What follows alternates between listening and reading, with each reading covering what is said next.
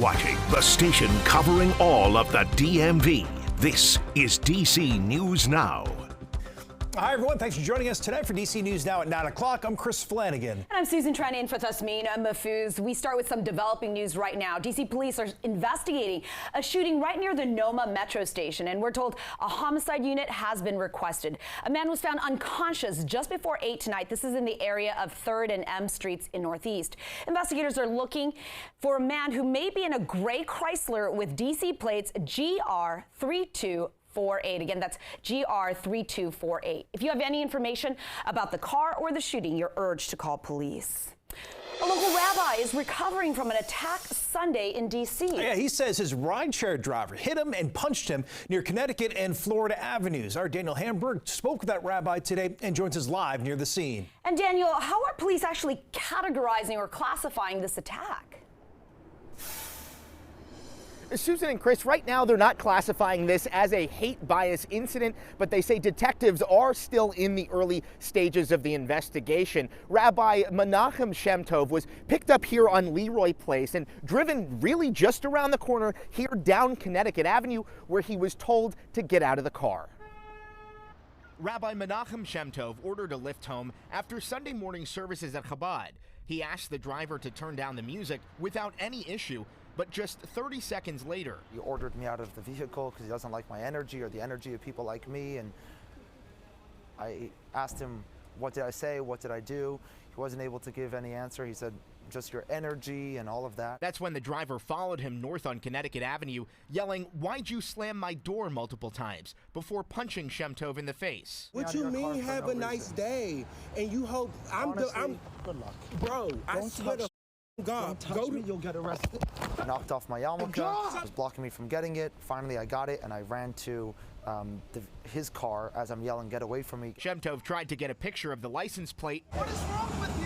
He then strikes me further. Stop! Hey! A few times using a key, using his hands, using some sharp object that hit me here. And like I mentioned earlier, thankfully it wasn't an inch higher, otherwise it would have been my eye. Shemtov believes he was targeted for being Jewish, even if it's not classified as a hate crime right now. This was definitely fueled by a lot of hate, and this was definitely an act of violence that shouldn't be happening on our streets here in DC. Jews or anyone else shouldn't feel scared or threatened that whoever picks them up in a Lyft or an Uber or any other ride-sharing app, that this person might be violent and might hurt them.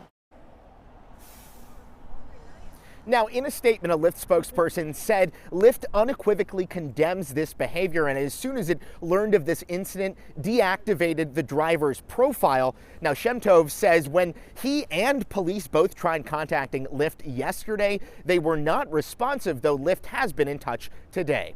We're live in Northwest. Daniel Hamburg, DC News Now. Some scary moments there, Daniel. Thank you. A hit-and-run crash in Prince George's County early this morning kills a 27-year-old woman who was walking home from work. Yeah, her family now desperate for answers. They sat down there, Yamari Sensei, tonight to share their message. Ayana Myrick's family tells me that she was walking home right here on Central Avenue early this morning when the driver hit her and then drove off. Her mother says she doesn't understand how anyone could just leave her daughter to die, and she's pleading for them to come forward. I lost something that was very special to me, and it was my daughter.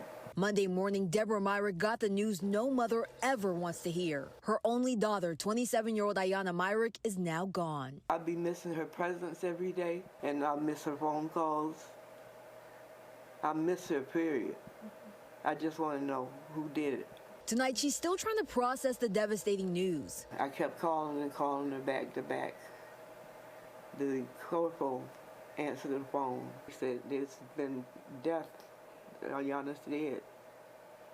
She got hit by a hit-and-run car." Police say it happened around 3 a.m. right here on Central Avenue near the Beltway. A car hit Ayana while she was walking and then drove off. She was pronounced dead at the scene. Who could do something so mean, hit and run, and leave an innocent body on the road? Her cousin is still trying to wrap her head around it. She had a very sweetheart. How could somebody just leave her in the street and not even call for help?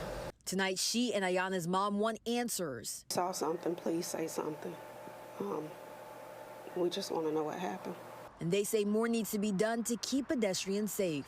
Police, activity to help decrease that, because families don't need to continue to go through this. Police have not released the make or model of the car just yet, but you are encouraged to contact them if you have any information.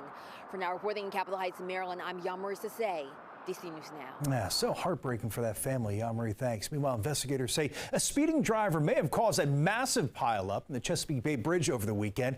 Maryland police now searching for a 2018 blue Honda Civic that looks like this one here. On Saturday, a series of crashes involving 43 cars sent 13 people to the hospital, also started traffic for hours on the bridge. As you can see here, first responders, such a massive response. Investigators said today they believe the driver of that Honda Civic was driving at high speeds and erratically before that initial chain reaction crash.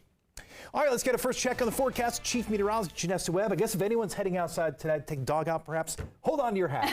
It's a little windy out there, but Janessa, really for the week, it's just a little blip on Wednesday we're watching out for. Yeah, it's a very comfortable week across the DMV. Yes, it's not 80 degrees, and I know people are still talking about 80-degree temperatures across the DMV, but really it's more of a reality check. We're still slightly above average for this time of year, but there is that breeze kicking up, and so that's going to make wind chills a lot cooler. At this hour, we're watching a northwesterly wind, and so that's always going to keep you on the cooler side, really with sustained winds to 20 to 25 miles per hour for Kaiser and Cumberland, only about 10 for DC metro area. So just in the last hour or so, it has gotten a little better. We've seen gusts, though, throughout the night up to nearly 30 to 35 out towards our western locations. Not as bad for Northern Virginia into Lexington Park. And so we'll continue to watch this for tonight as that exiting storm system is really in the center of the Atlantic, but there's our next Clipper system. That's going to provide another swath of a good rain and kind of wintry mix early morning on Wednesday.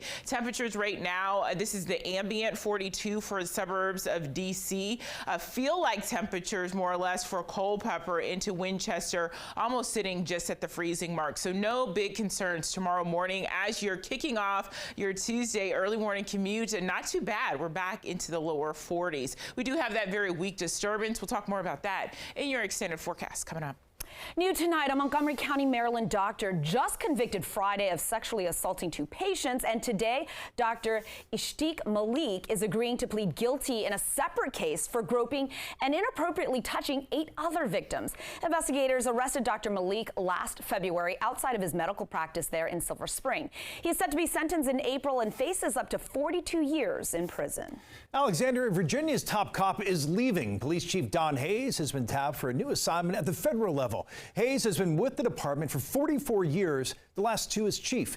City says it's launching a national search to find his replacement. In the meantime, Assistant Chief Raul Pedrosa will serve as interim chief.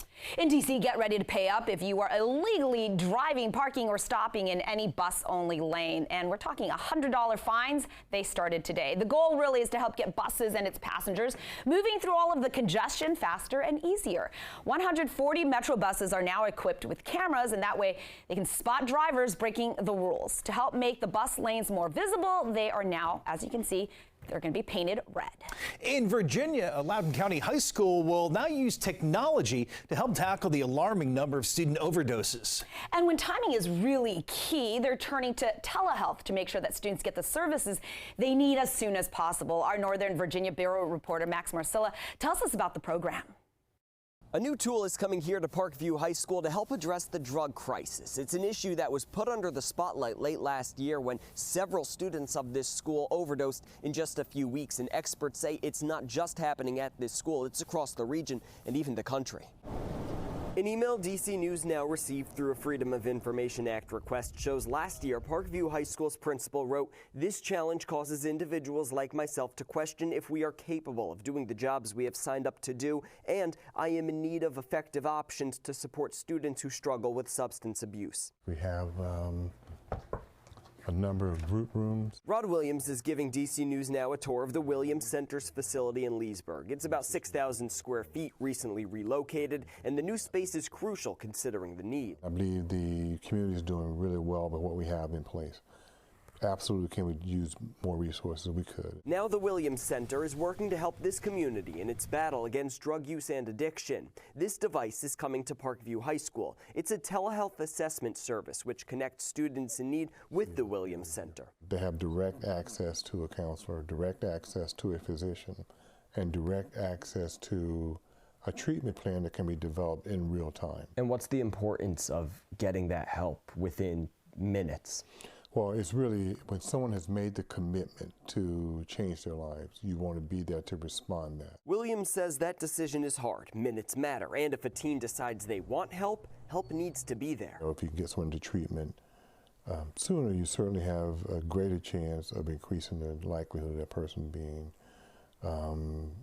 his drug problems resolved. In Loudoun County, Max Marcella, DC News Now.